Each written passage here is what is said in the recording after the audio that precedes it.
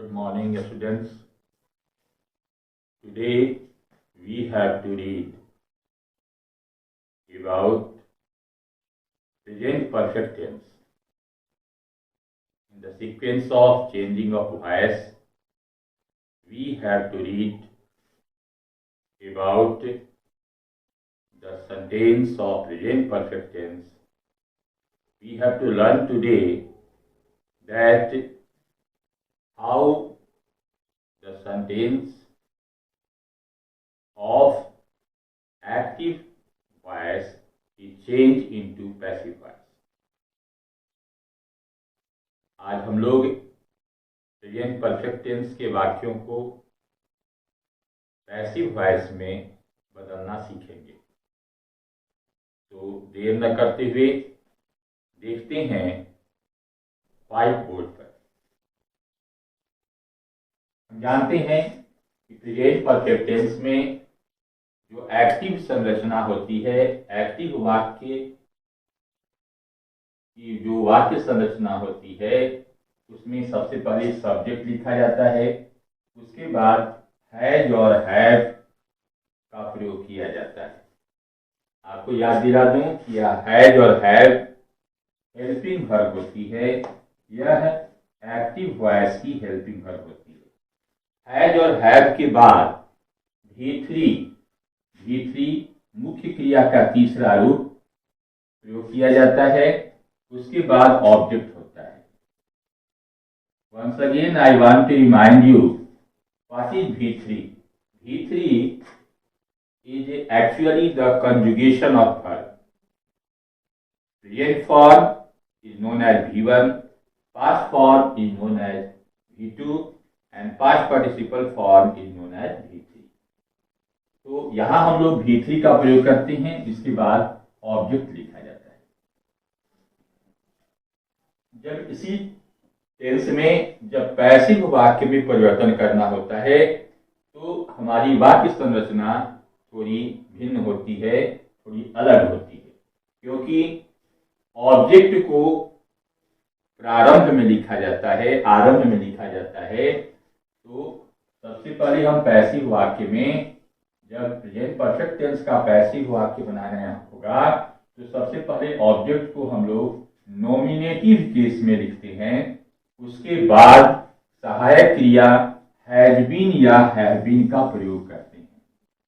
यहाँ आपको याद दिला दूं, यहाँ पर हैज बीन और हैव बीन यह सहायक क्रिया प्रयुक्त होती है पैसिव वॉइस में, जबकि एक्टिव वॉइस में हमारी सहायक क्रिया होती है हैज और हैव। उसके बाद हैज बीन और हैव बीन के बाद क्रिया का तीसरा ही रूप प्रयुक्त होता है, क्योंकि हम जानते हैं कि प्रत्येक पैसिव वॉइस में पास्ट पार्टिसिपल फॉर्म का ही प्रयोग किया जाता है, चाहे वह प्रेजेंट टेंस हो, पास्ट टेंस हो या फ्यूचर टेंस हो।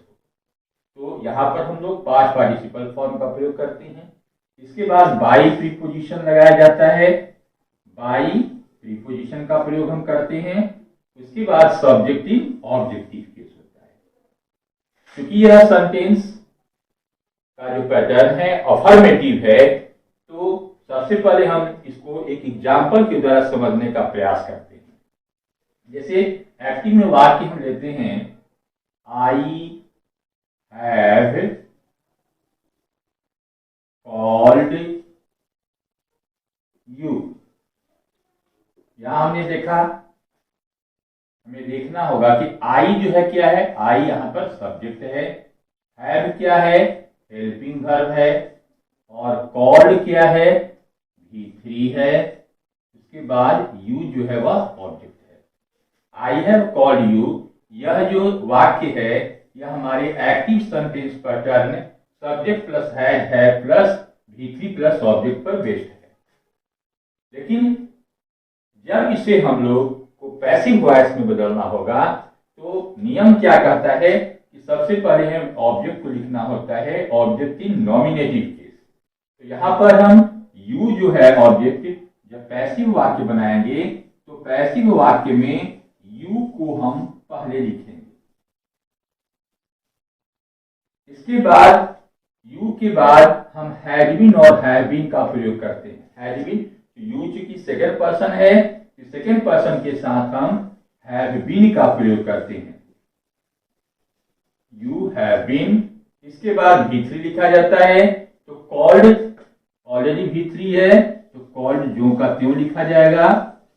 यू हैव बीन कॉल्ड, इसके बाद बाई प्रीपोजिशन लगा करके आई का हम ऑब्जेक्टिव केस लिखते हैं। आई का ऑब्जेक्टिव केस होता है मी। मैंने पिछले वीडियो में भी आप लोगों को बताया था कि नॉमिनेटिव केस और ऑब्जेक्टिव केस क्या होता है। एक बार फिर से आप समझ लें कि नॉमिनेटिव केस और objective case. Nominative case first person जो सिंगुलर में होता है तो आई होता है, उसका ऑब्जेक्टिव केस होता है मी। इसके बाद वी जो है वह फर्स्ट पर्सन प्लूरल में होता है, जिसका ऑब्जेक्टिव केस होता है अस। सेकेंड पर्सन में यू और ऑब्जेक्टिव केस में भी होता है यू। यहां आपको याद दिला दें, यहां यू जो है वह सिंगुलर और प्लूरल दोनों में प्रयुक्त होता है। मॉडर्न इंग्लिश में यू का प्रयोग सिंगुलर और प्लूरल दोनों में प्रयोग किया जाता है और उसका ऑब्जेक्टिव केस यू ही होता है। प्राचीन ग्रामर में, ओल्ड इंग्लिश ग्रामर में सिंगुलर में पहले दाऊ का प्रयोग किया जाता था। दाऊ जो था वह सिंगुलर में प्रयुक्त होता था और प्लूरल में प्रयुक्त होता था यू। तो उस समय हमें दाऊ का ऑब्जेक्टिव केस जब करना होता था तो दी का प्रयोग किया जाता था और यू का यू। लेकिन मॉडर्न ग्रामर में यह दाऊ, दी, यू और यू का प्रयोग नहीं किया जाता है, केवल यू का ही प्रयोग हम करते हैं सिंगुलर और प्लूरल दोनों में। इसके बाद जो थर्ड पर्सन होता है, थर्ड पर्सन सिंगुलर नंबर में ही होता है, ही का ऑब्जेक्टिव केस होता है हिम। इसके बाद सी, हर, इसके बाद इट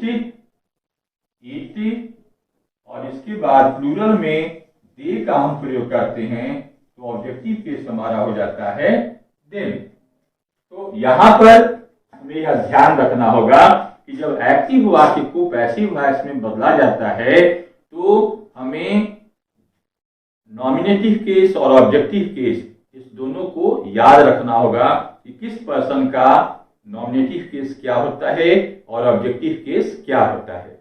आप लोग नॉमिनेटिव केस और ऑब्जेक्टिव केस इसे दो कॉलम बना करके अपनी कॉपी पर नोट कर लेंगे और इसे याद कर लेंगे। यह आपके लिए बेनिफिशियल होगा, यह आपके लिए लाभदायक होगा। अब इसके बाद हम सीखेंगे कि निगेटिव सेंटेंस या इंट्रोगेटिव सेंटेंस के वाक्य का परिवर्तन कैसे किया जाता है।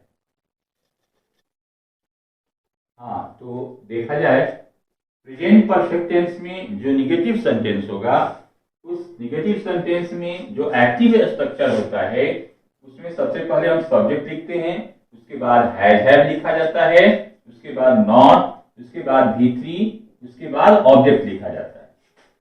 इसी सेंटेंस में जब पैसिव वाक्य बनाना होता है तो हमें ऑब्जेक्ट इन नॉमिनेटिव केस को पहले लिखना होता है, उसके बाद हैड नॉट बीन और हैव नॉट बीन का प्रयोग हम करते हैं।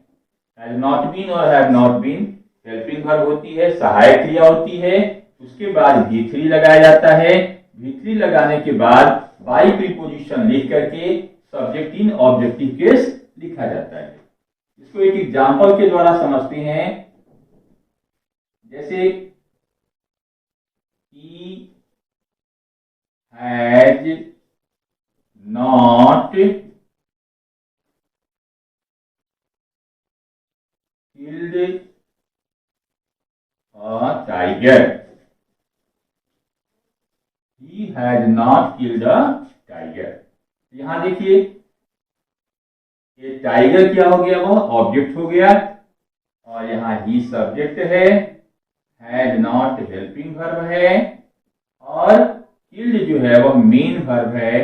मेन वर्ब का तीसरा रूप है। तो जब इसे हम पैसिव में परिवर्तित करेंगे, इस स्ट्रक्चर पर को देखते हुए जब इसे हम बदलेंगे, तो सबसे पहले हमें ए टाइगर को लिखना होगा। A tiger.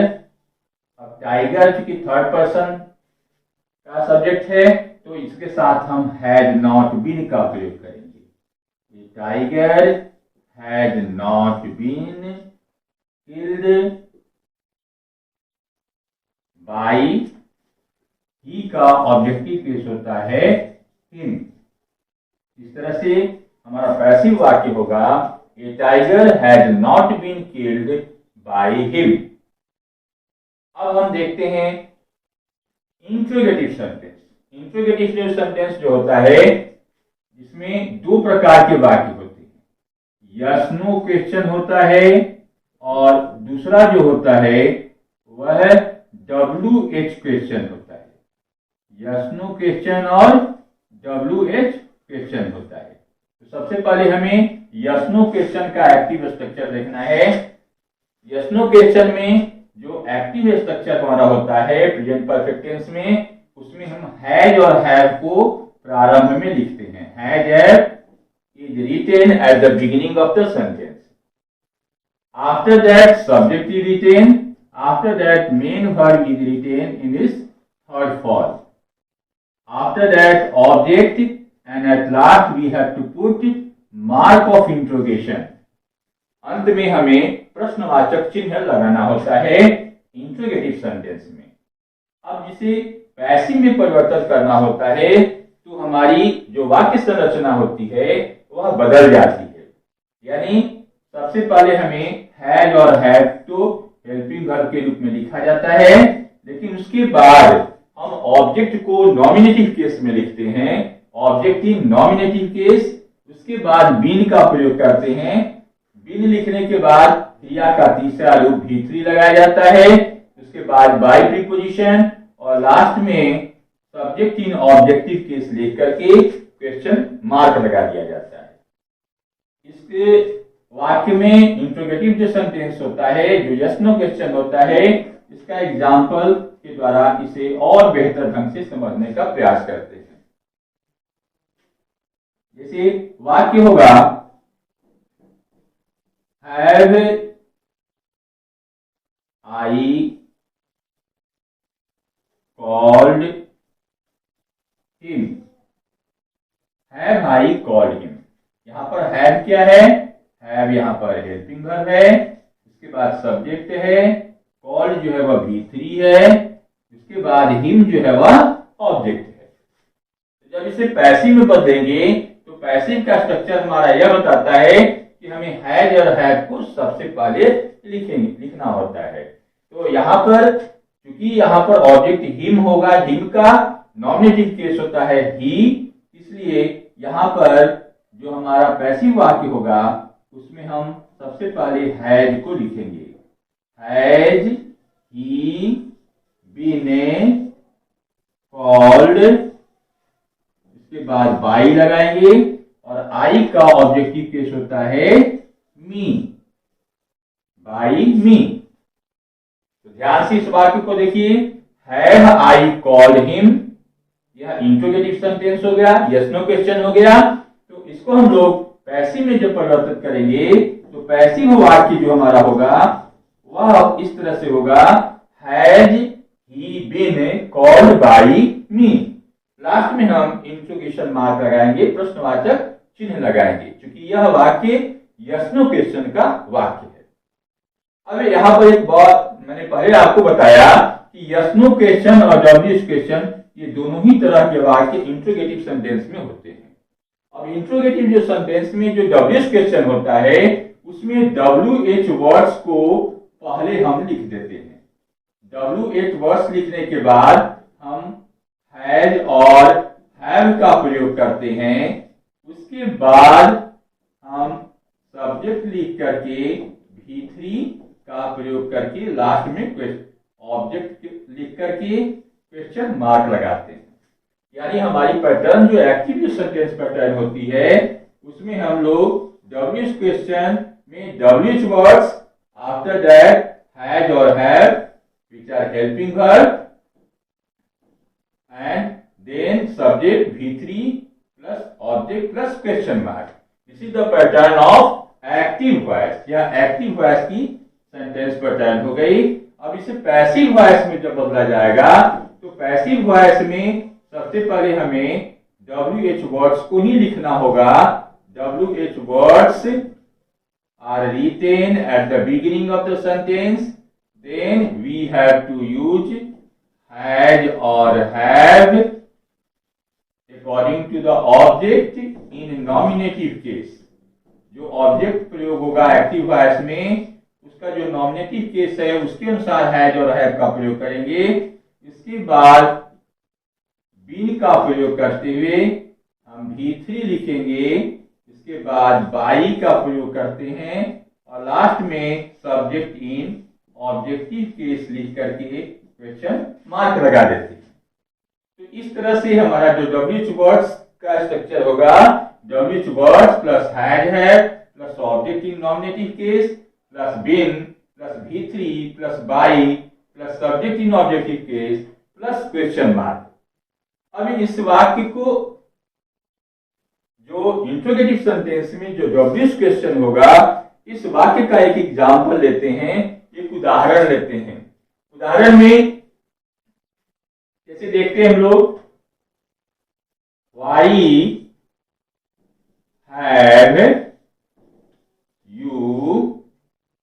have you taught me? Why have you taught me? अब इसको जब पैसिव में जब बदलेंगे तो पैसिव वाक्य में सबसे पहले हमें वाई लिखना होगा। वाई, इसके बाद चूंकि यहां पर ऑब्जेक्ट मी है तो उसके अनुसार हमारी क्रिया हो जाएगी have. Why have I been taught, इसके बाद बाई और इसके बाद यू, बाई यू लिख करके क्वेश्चन मार्क लगा देंगे। मैंने आपको पहले ही बताया था कि यू जो है एक ऐसा सब्जेक्ट है जो सिंगुलर और प्लूरल दोनों में ही प्रयुक्त होता है। तो इस तरह से हम लोगों ने आज प्रेजेंट परफेक्ट टेंस का जो अफर्मेटिव जो सेंटेंस था, नेगेटिव सेंटेंस और इंट्रोगेटिव सेंटेंस में जो यस नो क्वेश्चन होता है या WH क्वेश्चन होता है उसको हम लोगों ने समझा कि किस तरह से एक्टिव वाक्य को पैसिव वाक्य में बदला जाता है। आप इस पूरे वीडियो को ध्यान से देखेंगे और ध्यान से देखने के बाद वाक्यों का, प्रेजेंट परफेक्ट टेंस के वाक्यों का, चाहे वह अफर्मेटिव सेंटेंस हो, नेगेटिव सेंटेंस हो या इंट्रोगेटिव सेंटेंस हो, उसको बदलने का प्रयास करेंगे, एक्सरसाइज बनाएंगे और अगर कोई प्रश्न हो तो आप कमेंट बॉक्स में लिख करके आप पूछ सकते हैं। तो इस तरह से अगले वीडियो में हम लोग पास्ट टेंस के बारे में समझेंगे और इसके बाद यह क्रम जारी रहेगा।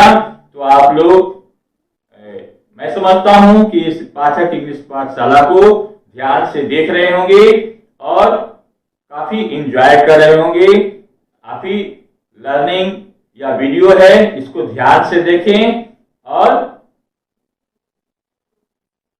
ज्ञान वर्धन करें। थैंक्स।